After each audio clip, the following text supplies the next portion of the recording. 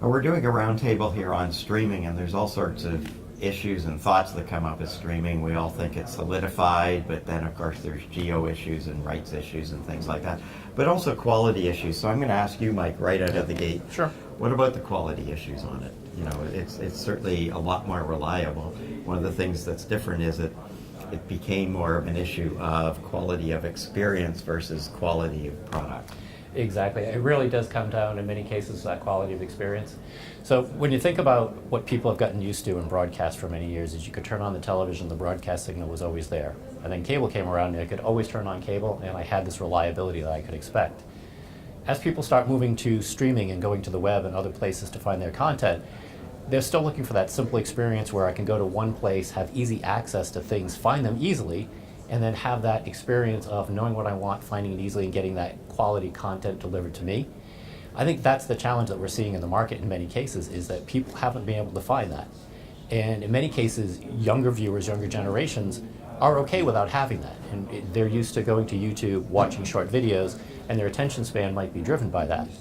But for those more mature viewers and people who've gotten used to television, it's that missing experience that they don't have that. So it's just finding content and also having the content delivered in a way that's at a high enough quality that doesn't buffer and gives them that kind of reliable experience.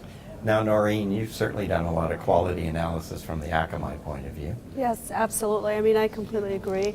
Viewer experience is king these days. It's all about how the viewer is consuming and experiencing the content, and at Akamai, that's really what drives a lot of how we do things. And one of the key things that we've recently worked on, especially for NAV at this show, is trying to go to the next level of how do you take not just event-based live streaming, but how do you do 24/7 live streaming, the always-on channel. So that's kind of the next thing, the next big thing, and Akamai is really proud of putting together stuff that's architecting this new technology, and we're actually demonstrating at our booth our capability to not only match the quality of the traditional broadcast television, but also to exceed it in terms of latency, of hand-waving latency. So people who are watching sports content these days, or anything that has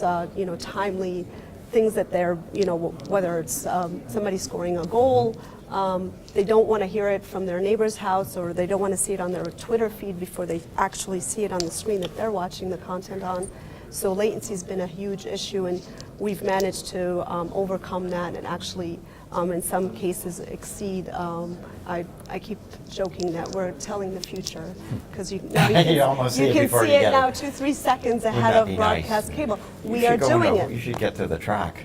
Absolutely, yeah, absolutely. That's So, Steffi, the talking live streams and things like that. There's, you don't have the rights management to go to all geolocations.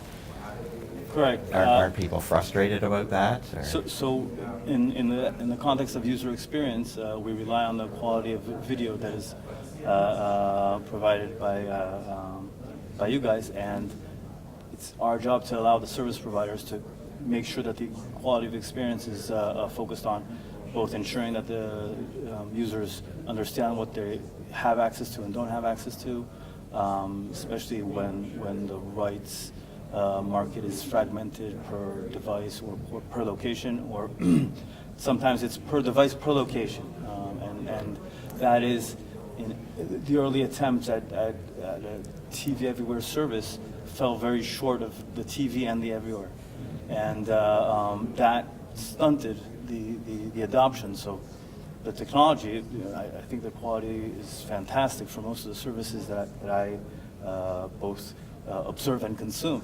And the challenge now is to make sure that the service itself speaks to the different users, the young ones and the more mature ones, in terms of addressing the personalization demands and the content discovery demands of the younger generation, as well as the ease of use and maybe not needing the sort of brainlessness of TV, that I don't have to make my own decisions necessarily in order to get something in there.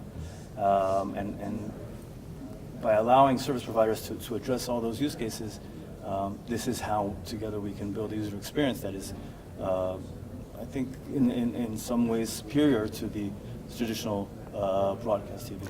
Well, that's a good point about the user experience. Now, certainly at Limelight, you've been doing constant research every 6 months or whatever Yep. you do on that, on your reports.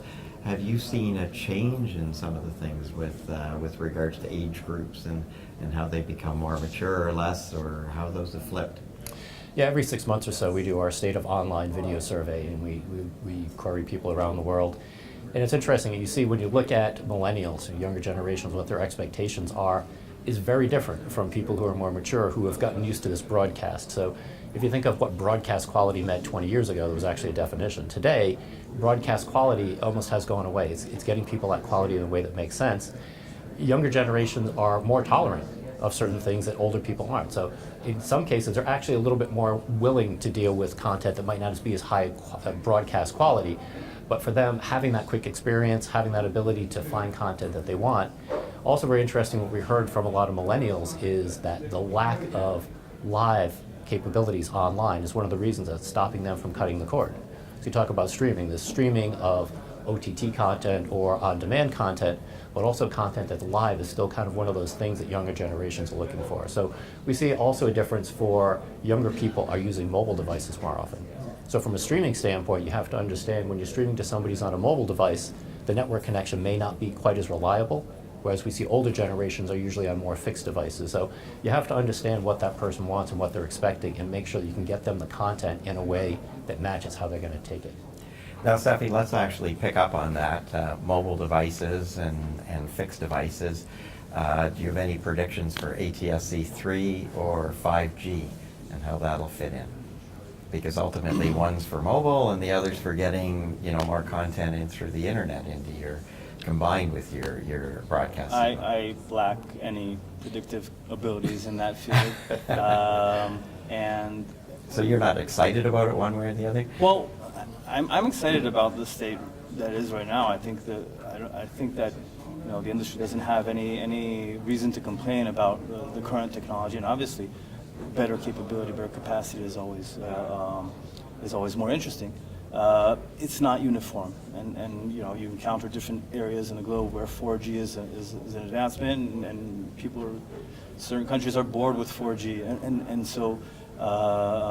We always keep an eye out on what these new capabilities are, but for us, it's more important that we can provide a consistency within the products that we deliver, so we're not overly reliant on the newest technology, because that will make us less relevant for the late adopters or the late majority.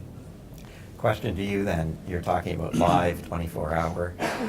When we started doing that with satellite and we started going digital cable, the issue was channel changing. Yes. How are you going to deal with that? That's part of the whole acceleration. So part of the technology that we are adopting is the UDP technology that allows you to accelerate a lot of the ingestion from the ingestion point from the encoders. And it really, the way that we've built it is with the built-in redundancy. So the whole architecture is built to be better than broadcast, to be at the level where people are switching channels or just hitting that play button and it goes. No rebuffering, no issues.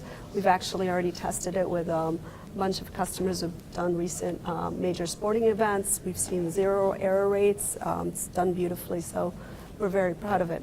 I do want to talk about, it's interesting, one of also the mobile, one of the things that we're offering these days is predictive content delivery that caches on the mobile, and that's really taken off as well for people who are always on the go.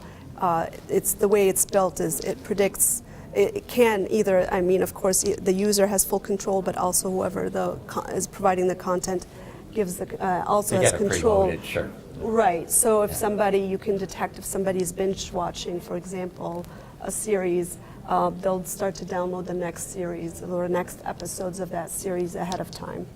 So if that trickle it out person, and do that, if they're not connected on the internet, it's already preloaded on their device. So it's pretty cool to watch that kind of take off, because I think there's a lot of potential there as well.